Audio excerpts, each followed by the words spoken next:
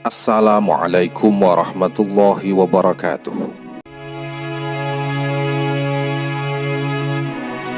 Nama Nabi Yusa alaihissalam tidak disebutkan secara eksplisit di dalam Al-Quran.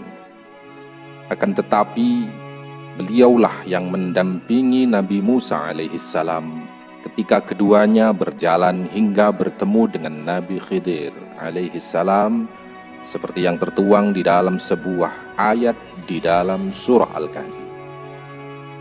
Dan ingatlah ketika Musa berkata kepada muridnya, "Aku tidak akan berhenti berjalan sebelum sampai ke pertemuan dua buah lautan, atau aku akan berjalan sampai bertahun-tahun." Quran surah Al-Kahfi ayat 60. Yang dimaksud dengan muridnya inilah para mufassirin berpendapat bahwa dia adalah Yusha bin Nun alaihissalam. Nabi Musa alaihissalam adalah nabi yang tertunjuki hidupnya dengan bimbingan Allah Subhanahu wa taala. Dia dianugerahi mukjizat besar ketika membawa kaumnya keluar dari negeri Fir'aun di Mesir dalam sebuah pelarian yang spektakuler.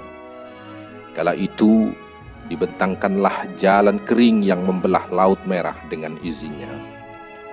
Namun selepas peristiwa itu, kaum Bani Israel ternyata masih terikat dengan hawa nafsu. Keadaan yang nyaman dan kemewahan negeri Mesir yang dulu, sehingga mereka lalu menyembah patung sapi emas yang dibuat dari leburan barang-barang berharga yang sempat mereka bawa selama pelarian. Lama waktu berselang, Bani Israel kembali menentang perintah nabinya sendiri untuk berperang dan memasuki wilayah Yerusalem, tanah yang dijanjikan kepada mereka. Mereka berdalih bahwa kota itu dikelilingi oleh benteng yang sangat tebal dan kokoh, serta dijaga oleh sosok bangsa berperawakan besar.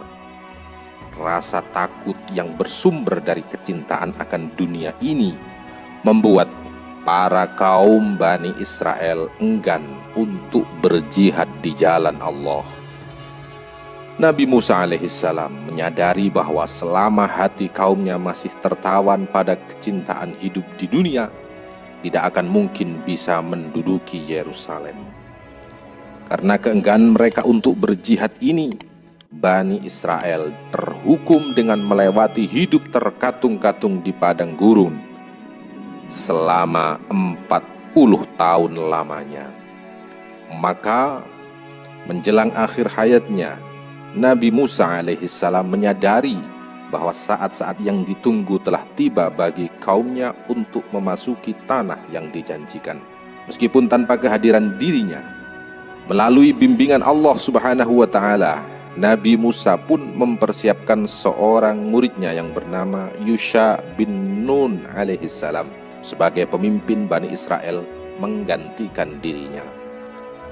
Dengan diangkatnya Yusha bin Nun, persiapan untuk memasuki Yerusalem dengan cara menembus benteng Yerikho mulai dilakukan. Ia kemudian mengirim 2 orang pengintai untuk mengamati wilayah kota itu. Hampir saja kedua pengintai itu tertangkap oleh pasukan Yerikho jika tidak diselamatkan oleh seorang wanita tunasusila bernama Rahab. Kemudian saat yang lama pun dinantikan tiba. Nabi Yusha alaihissalam mempersiapkan kaumnya untuk berangkat menjelang takdir penaklukan Yerusalem. Nabi Yusha alaihissalam mempersyaratkan bahwa mereka yang ikut berperang bersamanya adalah mereka yang tidak tertawan hatinya kepada pernak-pernik dunia.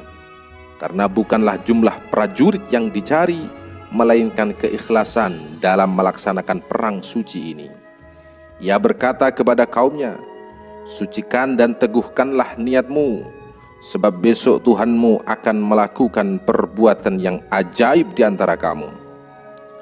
Nabi Yusha berkata kepada para imam, "Wahai para imam, bawa dan usung tabut perjanjian. Berjalanlah kalian di depan." mengusung tabut ini adalah simbol bahwasanya perjuangan ini adalah perintahnya dan hanya dapat dilakukan dengan kekuatannya semata.